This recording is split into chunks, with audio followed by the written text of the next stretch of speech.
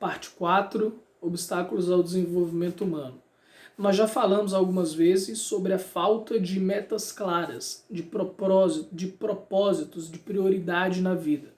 Então esse é um grande obstáculo. Se você não tem uma meta clara, se você não tem um ideal de vida, se você não tem um propósito, isso vai te atrapalhar demais. É importante reforçar isso, porque mesmo que você saiba para onde você quer ir, tenha essa meta clara como ideal, onde você possa ver, você possa ler, você possa visualizar esse ideal, você conviva com pessoas que te puxem, te levem em direção ao seu ideal do ser humano melhor que você quer se tornar, elevando os seus valores.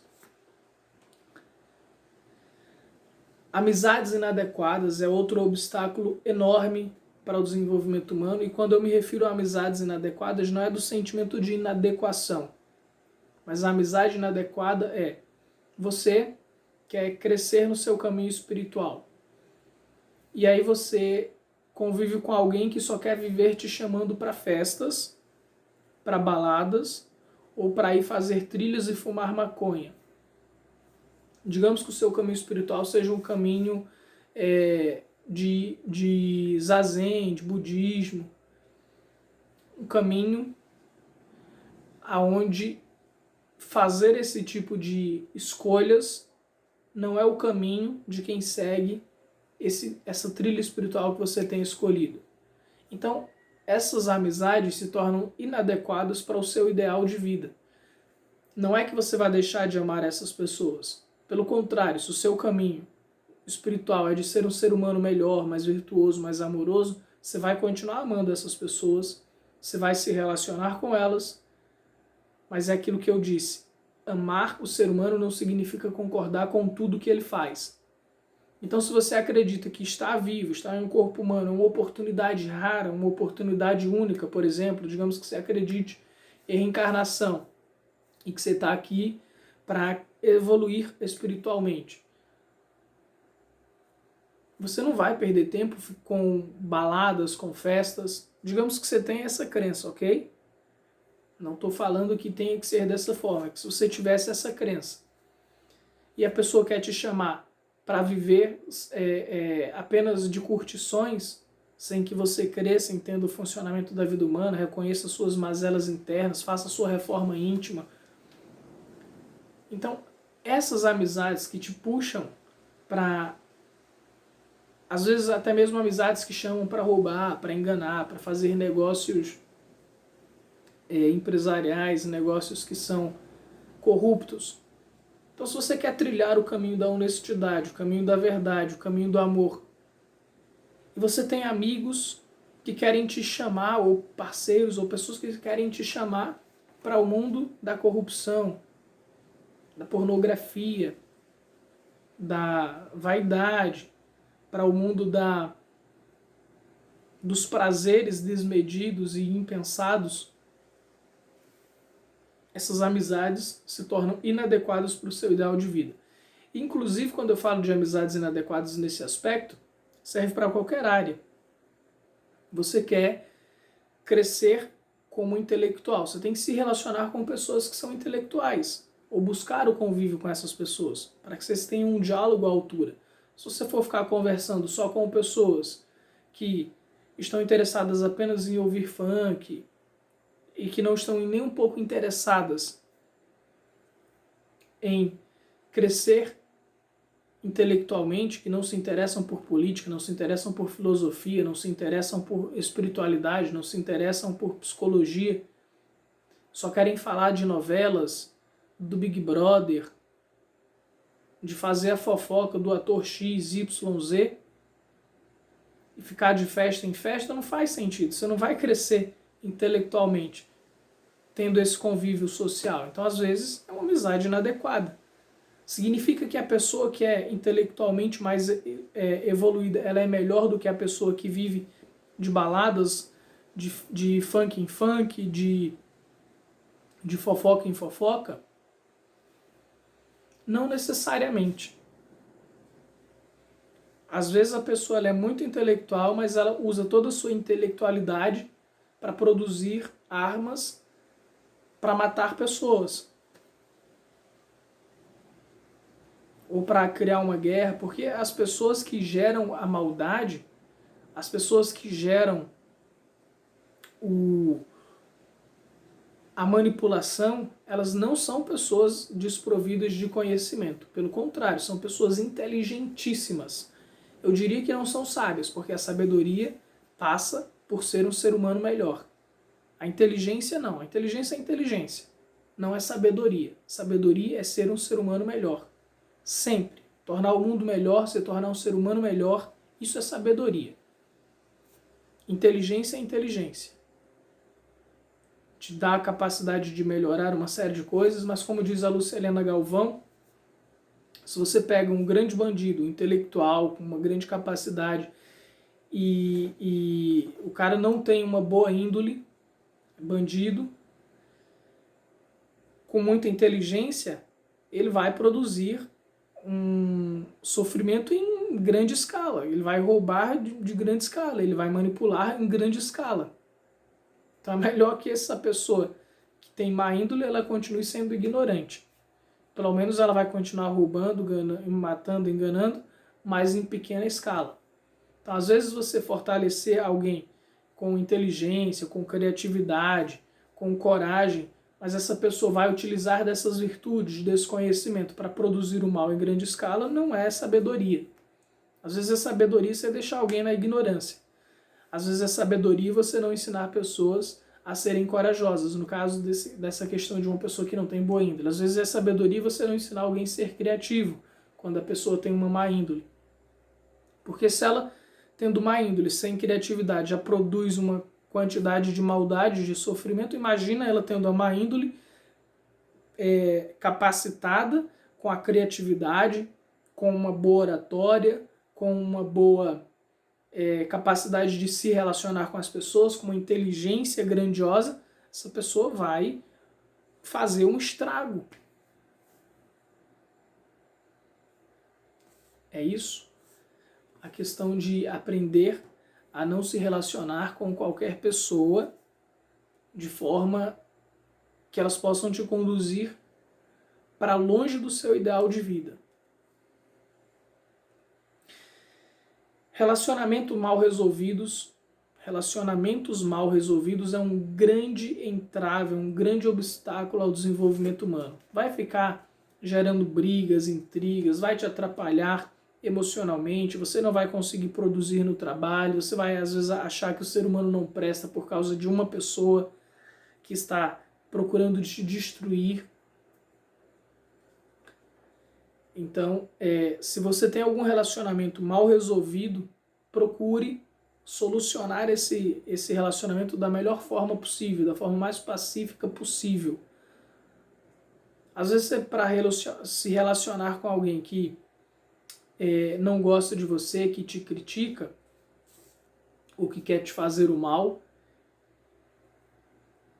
você não precisa se tornar amigo dessa pessoa, mas se puder entrar num acordo de paz, ótimo. Se não puder, procura se distanciar para evitar que vocês fiquem gerando cada vez mais fúria, raiva, porque isso vai te contaminando de inúmeras outras formas.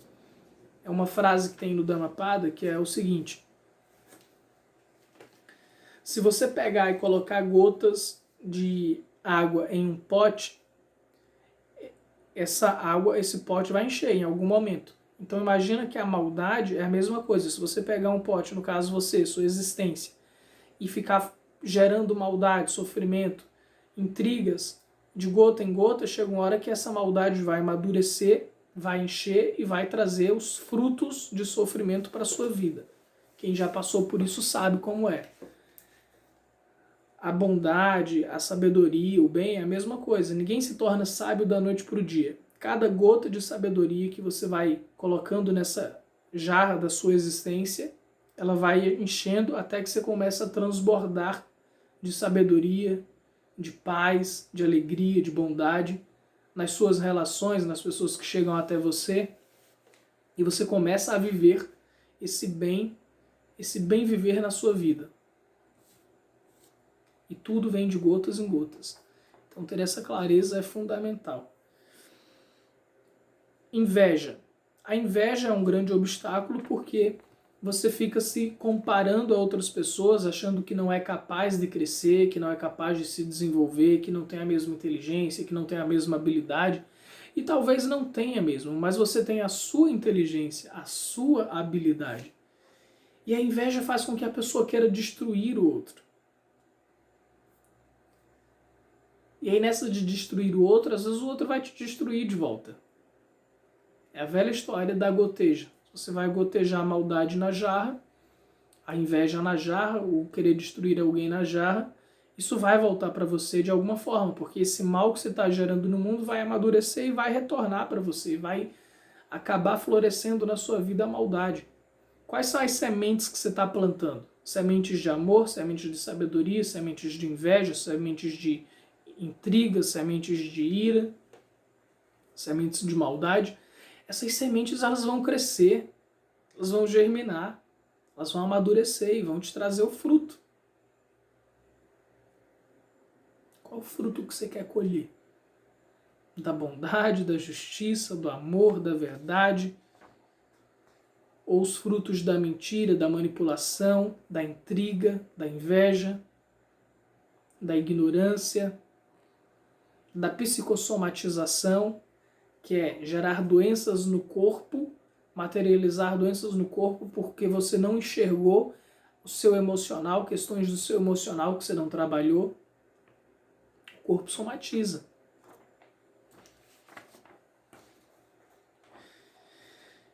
Mágoas também é um obstáculo ao ser humano, porque se você está magoado com alguém, você acaba não frequentando o mesmo lugar, ou você começa a tomar decisões baseadas nessa mágoa, e às vezes você toma decisões que não são assertivas, que não são sábias, porque você está tomando decisões baseadas na mágoa e não na sabedoria. Você pode se magoar. Eu trabalho com o ser humano. Seres humanos sentem todas as emoções, todos os sentimentos. Sentimos raiva, sentimos inveja, sentimos tristeza, sentimos alegria, sentimos amor, sentimos bondade, sentimos curiosidade, sentimos esperança, sentimos vontade de matar, sentimos vontade de abraçar, sentimos vontade de transar. Os seres humanos, amigos, sentem de tudo. Nós somos passíveis de sentir qualquer sentimento ou qualquer emoção. Então eu não estou negando, não estou julgando, culpando de você sentir mágoa, inveja, etc.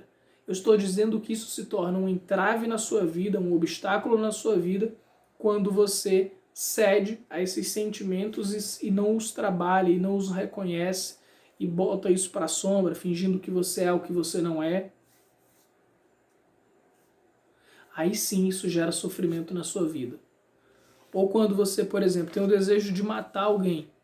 Ter o desejo de matar alguém pode acontecer comigo, com você, com qualquer ser humano. Daí você ceder a esse desejo é outra história.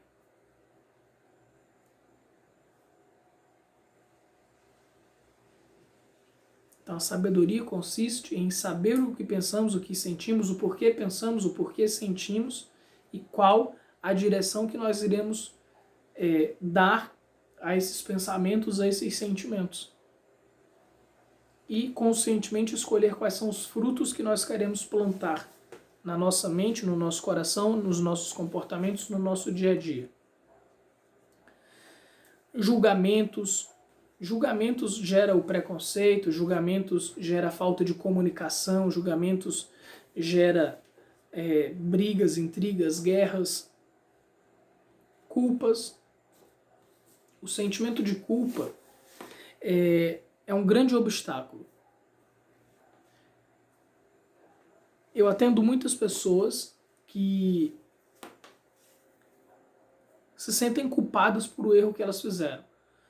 Ao mesmo tempo em que a culpa se torna um grande entrave na sua vida, se você não se libertar dessa culpa, se você não crescer com essa culpa, a culpa ela é sua aliada. Ela pode se tornar algo muito benéfico na sua vida, porque ela mostra que você errou, então você está reconhecendo que errou para que você se torne um ser humano melhor. Então a culpa te possibilita ser um ser humano melhor. Ela está te trazendo a clareza, mostra que ainda existe justiça, que ainda existe verdade, que ainda existe bondade, que ainda existe amor próprio dentro de você, tanto que você se sente culpado. Então a culpa, ela é benéfica quando nós usamos, quando nós a reconhecemos, quando nós recebemos e meditamos sobre a mensagem que a culpa traz para a nossa vida.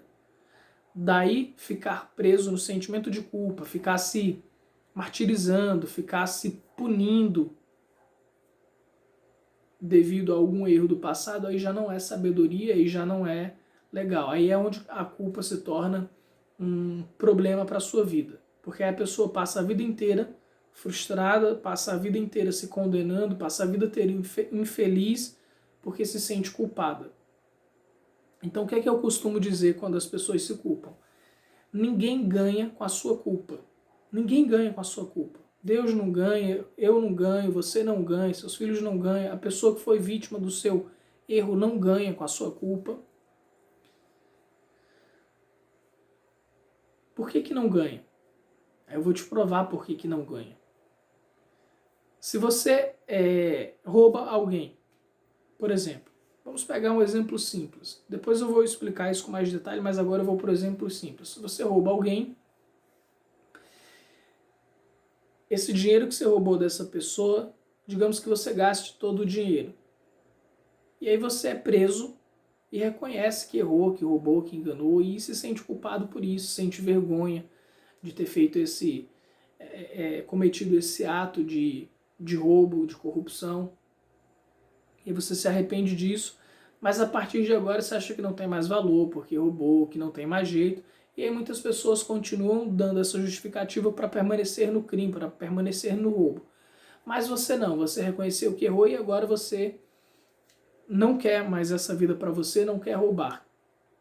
Mas se sente culpado.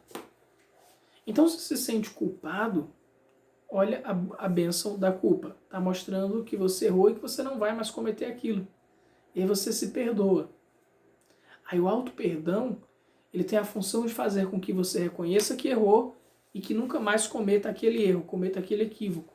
Então, se você nunca mais comete aquele equívoco, aquele erro, você parou de produzir o mal no mundo.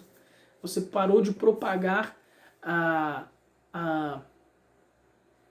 o roubo no mundo, a corrupção no mundo. Porque você parou de ser corrupto, porque você parou de ser ladrão. Então, se culpar não vai ficar resolvendo. Mas sim se perdoar, que é reconhecer o erro e nunca mais cometê-lo. Isso ajuda de verdade. Agora ficar se punindo, nossa, tem que ser preso mesmo, tem que apanhar mesmo, tem que sofrer mesmo, tem que ser visto como uma pessoa que não presta mesmo, não ajuda ninguém. Nem é você, nem é ninguém. E aí a pessoa ficar se punindo, mas quando ela sair e tiver a oportunidade de continuar errando, não adiantou nada, vai continuar gerando sofrimento no mundo. Vai continuar gerando a corrupção. É só o auto-perdão, que é reconhecer que errou, corrigir esse erro e nunca mais cometê-lo. Aí sim, todo mundo ganha. Você ganha por não fazer mais aquilo, as pessoas que não serão mais roubadas por você ganham. Os outros que roubarem e tiverem você como exemplo de que o roubo gera sofrimentos e de que é possível se perdoar e ter uma nova vida também ganham, porque vão se inspirar em você. Então assim, se auto-perdoar é a melhor coisa. Se culpar, ela só é benéfica ao ponto em que você cresce como ser humano, a partir da culpa. Se você não crescer como ser humano e usar essa culpa para continuar fazendo o erro, como justificativa, ela se torna uma entrave. Inflexibilidade comportamental é um problema que é quando você não se permite mudar o seu jeito de ser. Você vai fazer uma palestra em algum lugar e você só sabe fazer palestra com workshop, com aquelas telas atrás para aparecer aquilo que você vai apresentar. Se você é uma pessoa que tem flexibilidade comportamental, você vai se adaptar, independente de ter os slides passando ou não. Se tiver um workshop, a telinha ali que passe aos seus slides ou não, Não vai fazer diferença. Se você domina o conhecimento, você vai ministrar sua palestra tranquilamente, com a mesma capacidade.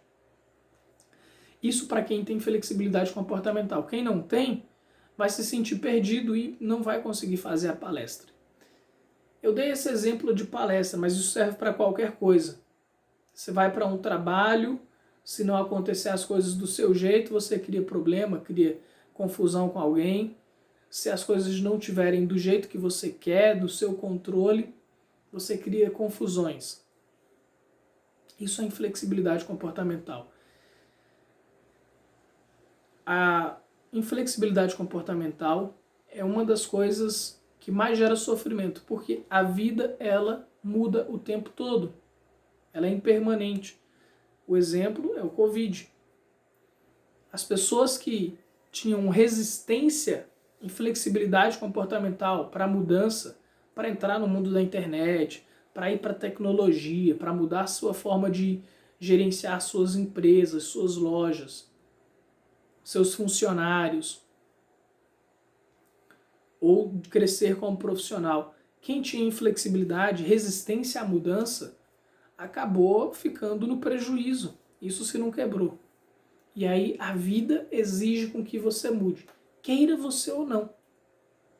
Então ficar preso a um comportamento gera muito mais sofrimento. É um atraso à sua vida, a falta de flexibilidade comportamental. Agora, quando você tem essa flexibilidade comportamental, aí a pessoa cresce. Que aí a pessoa se adapta às mudanças, ela já cria aquilo que precisa ser feito e já fez todas as mudanças necessárias. Entropia psíquica é ficar preso aos pensamentos negativos. Então, se você fica alimentando pensamentos negativos, você vai desenvolver ansiedade, depressão, medos, angústias, sofrimentos, e não vai crescer, não vai produzir. Então, é parar a entropia psíquica, que é de fato essa tendência ao negativo. E isso acontece porque, ao longo da evolução humana, nós precisamos, por questão de sobrevivência, armazenar no cérebro, guardar as imagens daquilo que colocava a nossa vida em risco. Então, os tigres, os leões, tudo aquilo que colocava a nossa vida em risco, as serpentes, a gente precisava armazenar aquilo na nossa mente. Para quando nos deparássemos com aquele perigo, a gente corresse ou a gente parasse, a gente fizesse alguma coisa para sobreviver. Então, na evolução da mente humana, a gente acabou tendo essa tendência ao negativo. Então, é importante entender que existe essa tendência ao negativo no seu cérebro. O fato de você vir em imagens negativas, de você focar mais no negativo do que nos aspectos positivos, reconhecendo esse sistema, esse funcionamento do seu cérebro, você pode parar com a entropia psíquica. E isso se para usando da meditação, a partir da informação, desse conhecimento que eu acabei de te passar, e sempre que surgir um pensamento negativo, você trocar esse pensamento por algo positivo, por algo benéfico, ou dialogar com esse pensamento, questionar esse pensamento e transformá-lo em algo benéfico, de transformá-lo em algo realista. Então, sempre que vem um pensamento negativo, uma imagem negativa, é você se perguntar. Aliás, eu uso essa ferramenta, Olá Pensamento, que é o que você veio me dizer, o que você veio me informar. Aí o pensamento negativo ele tem alguma informação, com o instinto de sobrevivência. Você faz um questionamento socrático, você vai analisar se faz sentido, se é real, se é fantasia, se é loucura. Se você chegar à conclusão de que aquilo não é real, você agradece o pensamento, obrigado pensamento e tchau pensamento. Mas sempre, todos os pensamentos, ele tem uma informação que o intuito é te proteger. Só que muitas das vezes a gente não precisa dessas imagens negativas, desses pensamentos negativos, então é dialogar para entender que não precisa disso e dar tchauzinho a esses pensamentos negativos que podem te atrapalhar. E meditar e parar, fazer a prática da contemplação, de analisar cenários positivos, de se visualizar tendo as melhorias que você deseja, para você habituar o teu cérebro a focar naquilo que é positivo. Então, em vez de ter Entropia psíquica, ele tem negentropia. É a capacidade de organização, é você botar ordem nos seus pensamentos, para que ele não caia só no sofrimento, na negatividade, e ser capaz de contemplar a vida, de enxergar a beleza da vida, de ter uma mente voltada para o belo, para o bom, para o bonito, ou para a realidade real e sem ficar preso a fantasias. Incongruência é um obstáculo ao desenvolvimento humano. Se você diz que gosta de uma coisa, mas acaba fazendo outra e pensa de outra forma, isso vai gerar uma série de sofrimentos na pessoa. Isso vai gerar na pessoa a descrença, a descredibilidade de outras pessoas por você. Vão te achar mentirosa, mentiroso. Então, ser congruente é fundamental. Por isso que é importante você ter um ideal de vida, metas, propósitos claros, objetivos claros, agir na direção disso, desenvolver sua mentalidade, conversar com pessoas que fazem aquilo para se tornar coerente com a sua verdade, com o seu propósito, com o seu objetivo, com seus ideais. E isso, ser coerente com quem você é, como você pensa, isso vai te formando um ser humano melhor, um ser humano mais íntegro, mais coerente, mais feliz. A falta de sentido para a sua vida. Essa falta de sentido para a vida é o que já é gerado devido à incongruência. E isso faz com que a pessoa sinta um vazio existencial muito grande, a falta de sentido. Quando a pessoa tem essa falta de sentido, ela sente um vazio existencial, nada preenche a existência dela, já desenvolve depressões, ansiedades, pensamentos acelerados, as mais diferentes síndromes e problemas emocionais que você possa imaginar devido à falta de sentido, de propósito de vida.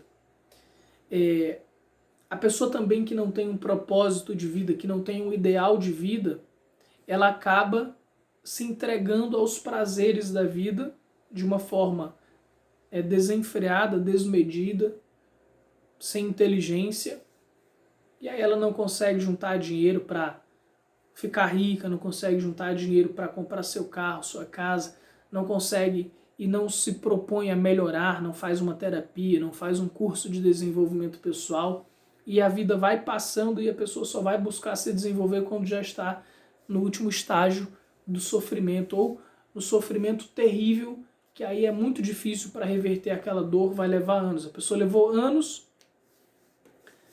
agindo de forma equivocada, de forma incoerente, sem amor próprio, sem congruência, sem coerência com aquilo que ela é, se entregando aos prazeres, a buscas de aprovação social, sem ser como ela é na verdade.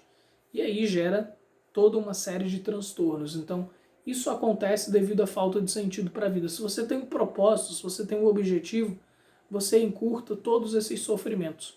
É como se você cavasse um poço que você sabe que lá tem água para te matar sua sede. Tem a fonte de vida de água. Então o propósito de vida serve dessa forma. Ela te coloca em contato direto com a fonte de água, com o manancial de vida. Isso é fundamental, encontrar isso, isso é sabedoria existencial. Eu não vou te dizer qual é o seu sentido de vida, porque não sou eu que posso te dizer isso, é você que tem que descobrir. Mas é importante você saber disso para que você se permita buscar esse seu sentido de vida, sendo coerente. Então vá fazendo essas análises dentro de tudo que eu vou falando. Essa falta de sentido de vida também gera falta de resiliência, a incapacidade de suportar os desafios da vida, porque diante do primeiro obstáculo, do primeiro desafio, a pessoa já se sente completamente fracassada, já não sabe o que fazer, já não sabe para onde vai, porque não tem um sentido para a vida dela. Mas se você tem um sentido, os obstáculos da vida não vão te atrapalhar. Você vai ter a resiliência, a força de vontade para superar tudo aquilo, mesmo que você precise dar alguns passos para trás, você vai conseguir superar aquilo porque você tem um sentido para a sua existência. Você tem um sentido que ou você já nasceu com ele ou você mesmo se deu esse sentido para a sua existência. Você mesmo escolheu sua causa, seu ideal. Isso eu creio que já ficou bem claro nas aulas anteriores. Aspectos de obstáculos ao desenvolvimento humano. Mentiras e desculpas cognitivas. É quando você dá desculpas para a sua hereditariedade, para a química do seu corpo, para a influência social épica, influência social para a sua época e cultura, e sempre diz que foi assim ou vive contando historinhas para não mudar. Para não mudar. Então essas mentiras e desculpas cognitivas é para não mudar. Por exemplo, eu nasci no interior, não tinha acesso à cultura, a conhecimento. As desculpas cognitivas seria dizer, eu não tenho como ser uma pessoa culta, jamais, porque eu nasci no interior. Porque eu nasci no Brasil, porque eu nasci na Paraíba. E aí, isso são mentiras cognitivas voltadas para a cultura e para a época, o que eu não nego a influência do seu ambiente social. Então, a cultura na qual você está inserida, a época na qual você está vivendo, o zeitgeist da época, isso vai influenciar sua forma de ser, sua forma de enxergar o mundo, de perceber o mundo. Eu reconheço tudo isso. Mas daí você justificar que você é assim porque você só teve pais assim, porque você viveu num ambiente assim, caramba.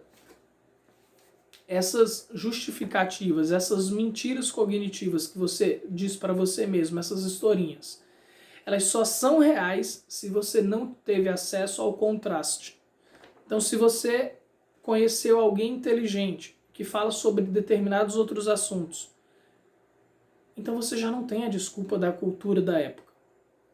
Você pode nunca ter ido nos Estados Unidos, mas se você conheceu alguém ou se você viu no jornal que existe os Estados Unidos, falando da cultura de lá, de autores de lá, então você já tem a oportunidade de ter uma nova visão de mundo. Se você perguntar, se você se interessar. Então não fique dando justificativas para não mudar, para não crescer, para não melhorar como ser humano, para continuar sendo como você é, colocando culpa na sua hereditariedade. Sou assim porque eu herdei o gênese dos meus pais, porque eu tenho alguns problemas genéticos, etc. Eu sou assim porque é a influência social que eu recebi, ou porque eu sempre fui assim. Enfim, não importa as historinhas que você conte. É entender que são historinhas, e mesmo que essas historinhas tenham algumas verdades, mas não é a verdade absoluta. Porque as influências da hereditariedade, da cultura, ela faz parte.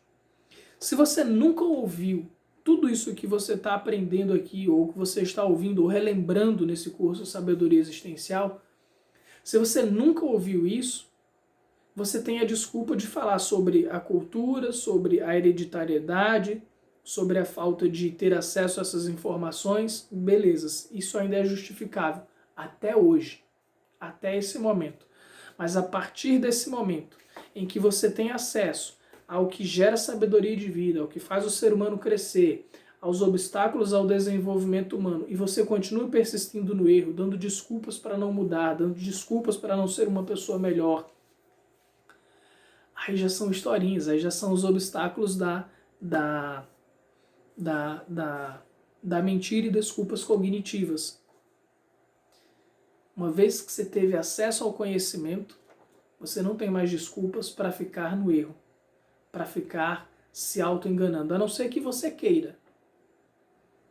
Existem pessoas que têm acesso à virtude, à bondade, ao amor, à justiça, à generosidade, à esperança, mas elas continuam querendo produzir o mal, serem mentirosas, serem corruptas, se dar bem em cima de outras pessoas, ficar com a ganância, roubar, matar, enganar, manipular. Aí é a escolha delas. Se você teve acesso ao contraste disso, ao diferente disso, então você fez a sua escolha. Ou você escolheu ser alguém justo, bondoso, sábio, ou você escolheu ficar do lado da mentira, da manipulação, das discórdias, da maldade, e por aí vai. Aí são escolhas. Então, seja honesto com você mesmo, com você mesmo. Você escolhe mudar, ser uma pessoa melhor a partir de hoje? Ótimo. Pegue todo o conhecimento que você está aprendendo aqui e ponha em prática na sua vida para que você seja melhor. Mas se nada disso faz diferença para você, você não quer ser uma pessoa melhor, você está aqui apenas para aprender, ouvir e continuar dando historinhas, então seja honesto com você. Fala, olha, eu estou ouvindo porque eu quero ouvir, apenas para ouvir, para ver se tem algo novo, mas eu não estou interessado em mudar, vou continuar sendo quem eu sou e está tudo certo. Assuma a realidade de quem você é muito mais bonito, mas não fique dando historinhas e desculpas.